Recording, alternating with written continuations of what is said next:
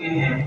ان میں سے تو کوئی مر کر زندہ نہ ہوا۔ جیسے وہی بات کہ جو پیچھے بھی آپ سماعت کر چکے تھے کہ کافر بھی ایک ہی بات بار بار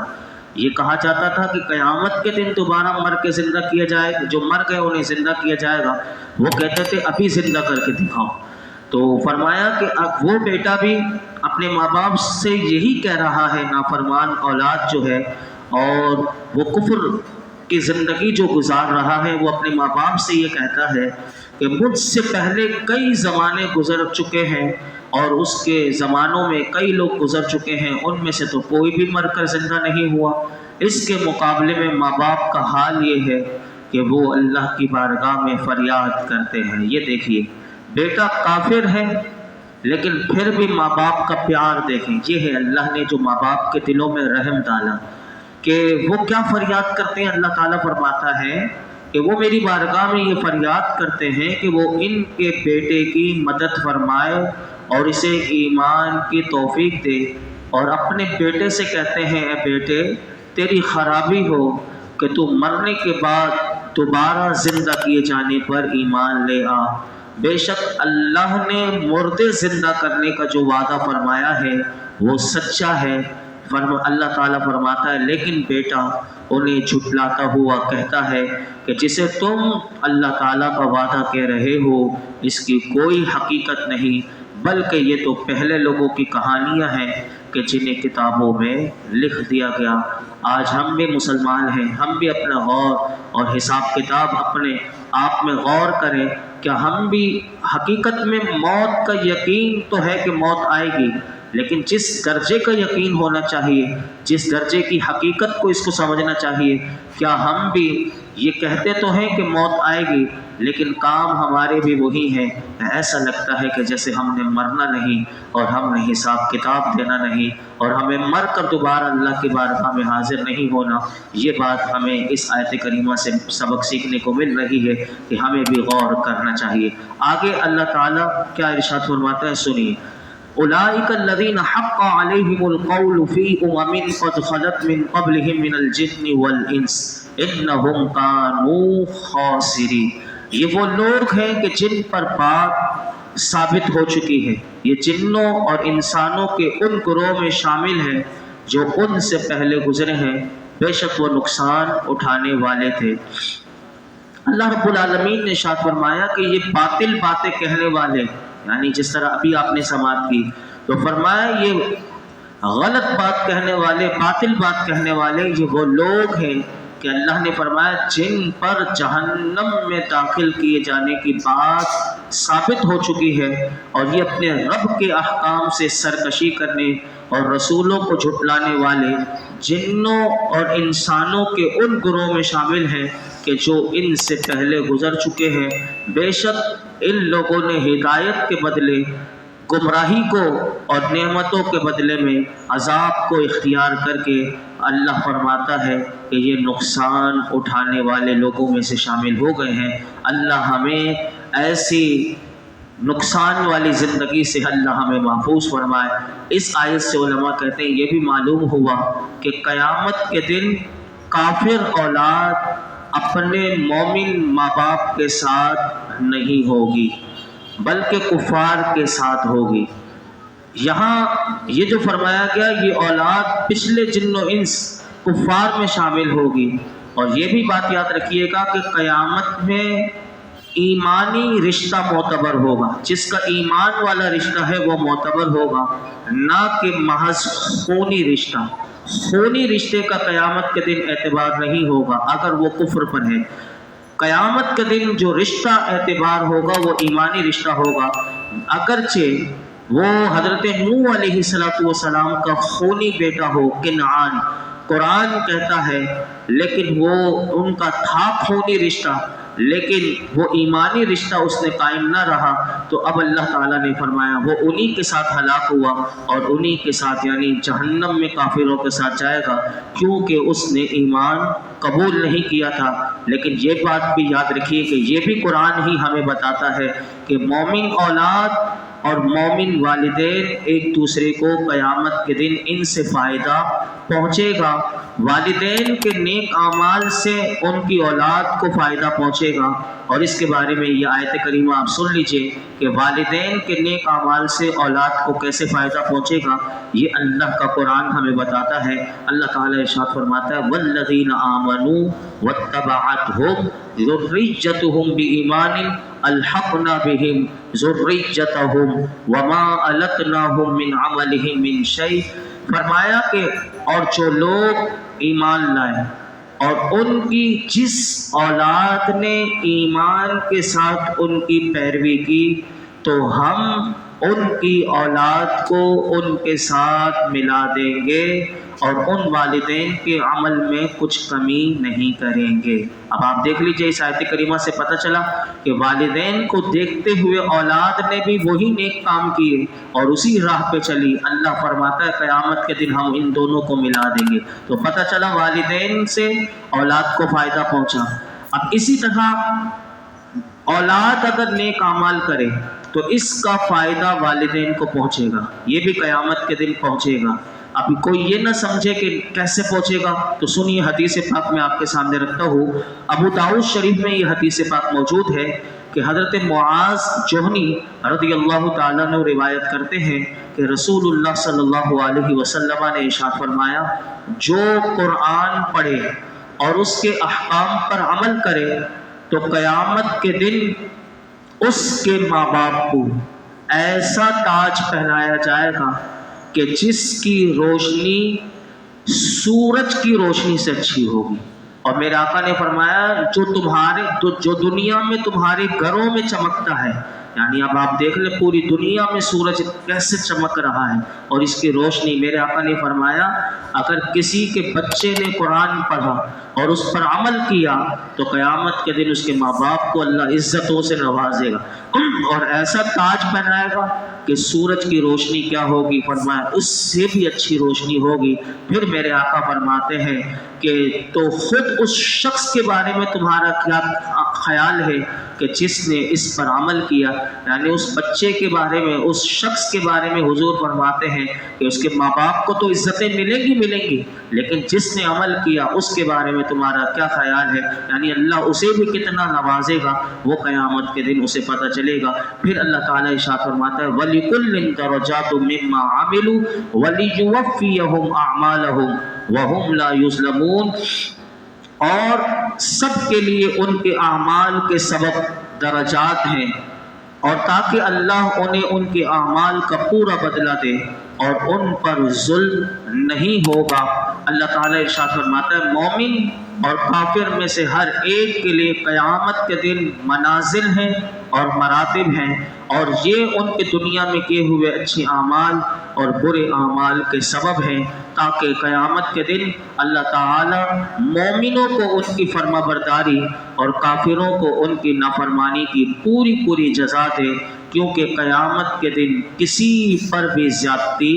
نہیں ہوگی۔ آگے سنیے، فرمایا وَيَوْمَ يُعْرَضُ الَّذِينَ كَفَرُوا عَلَى النَّارِ أَذْهَبْتُمْ طَيِّبَاتِكُمْ فِي حَيَاتِكُمُ الدُّنْيَا وَاسْتَمْتَعْتُمْ بِهَا فَالْيَوْمَ تُجْزَوْنَ عَذَابَ الْهُونِ بِمَا كُنْتُمْ تَسْتَكْبِرُونَ فِي الْأَرْضِ بِغَيْرِ الْحَقِّ وَبِمَا كُنْتُمْ تَفْسُقُونَ۔ اور جس دن کافر آگ پر پیش کیے جائیں گے تو کہا جائے گا تم اپنے حصے کی چیزیں اپنی دنیا ہی کی زندگی میں فنا کر چکے اور ان سے فائدہ اٹھا چکے، تو آج تمہیں ذلت کے عذاب کا بدلہ دیا جائے گا، کیونکہ تم زمین میں ناحق تکبر کرتے تھے اور اس لیے کہ تم نافرمانی کرتے تھے۔ اس آیت کریمہ میں یہ ارشاد فرمایا گیا کہ جس دن قیامت کے دن کافروں کو جہنم کی آگ پر پیش کیا جائے گا تو اس وقت ان سے یہ بھی کہا جائے گا کہ تم دنیا کی لذتوں میں مشغول ہو کر تم نے اپنے حصے کی پاک چیزیں اپنی دنیا ہی کی زندگی میں فنا کر چکے اور ان سے فائدہ اٹھا چکے، اس لیے آخرت میں تمہارا کوئی حصہ نہیں کہ جسے تم لے سکو۔ تو تم جو دنیا میں ایمان قبول کرنے سے تم ناحق تکبر کرتے تھے اور احکامات کو ترک کر کے اور ممنوعات کا ارتکاب کر کے تم نافرمانی کیا کرتے تھے، اس کے بدلے میں آج تمہیں ذلیل اور رسوا کر دینے والا عذاب دیا جائے گا۔ اس آیت کریمہ میں یہ ہے تو کافروں کے لیے، لیکن علماء فرماتے ہیں کہ اس آیت میں غور کرے بندہ تو اللہ تعالیٰ نے دنیاوی لذتوں اور عیش و عشرت اختیار کرنے پر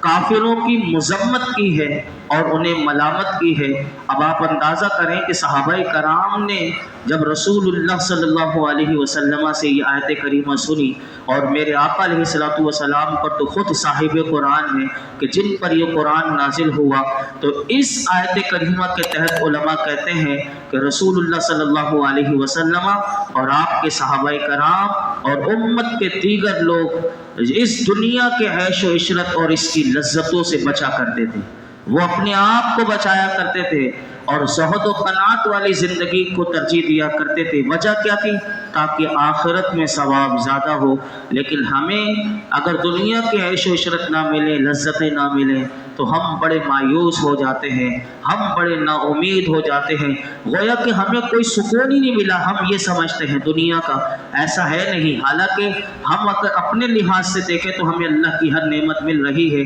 میں آپ کو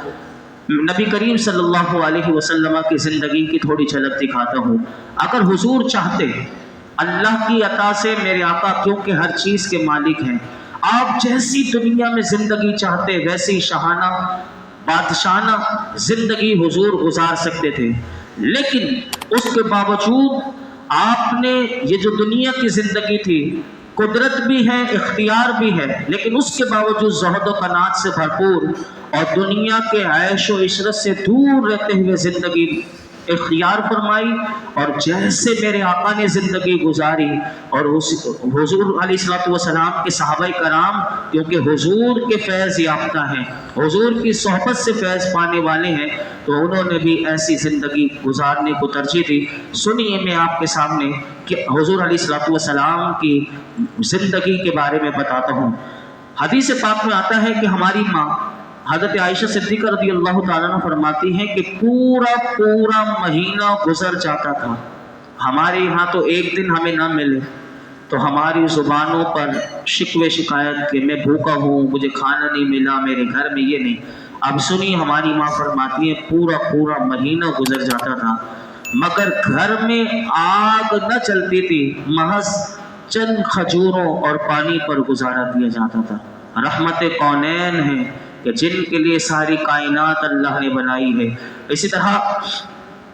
ہماری ماں ام المؤمنین فرماتی ہیں کہ حضور علیہ الصلوۃ والسلام کے وصال تک آپ کے اہل بیت نے کبھی جوار کی روٹی بھی 2 دن متواتر نہ کھائی۔ اسی طرح حضرت ابو امامہ روایت کرتے ہیں کہ نبی کریم صلی اللہ علیہ وسلم نے ارشاد فرمایا کہ اللہ تعالیٰ نے مجھ پر یہ معاملہ پیش فرمایا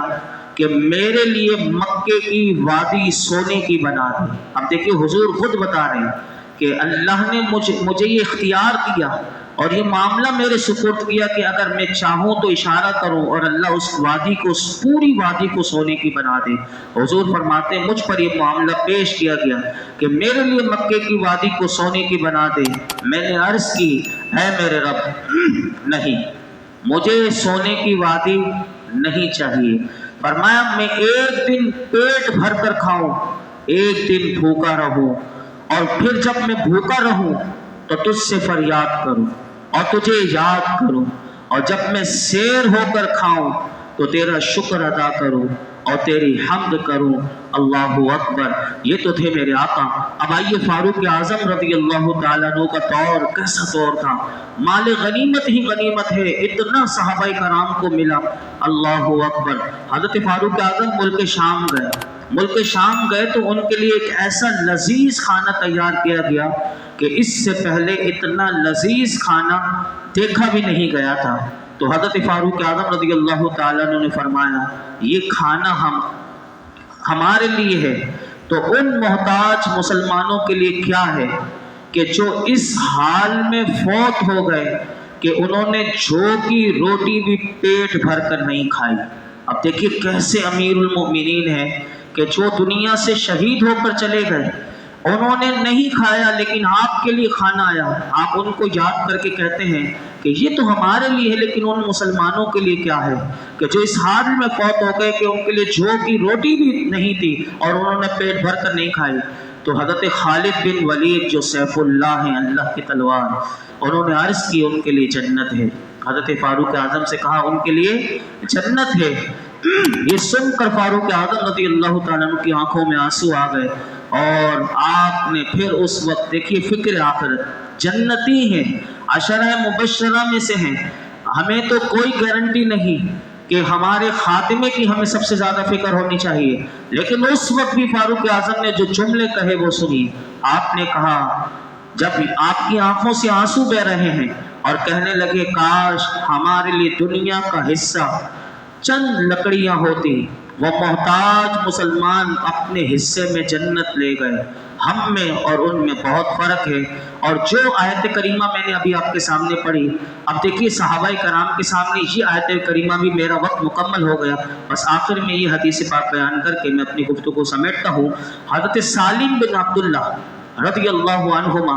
روایت کرتے ہیں کہ فاروق اعظم رضی اللہ تعالیٰ عنہ نے ایک دن فرمایا اللہ کی قسم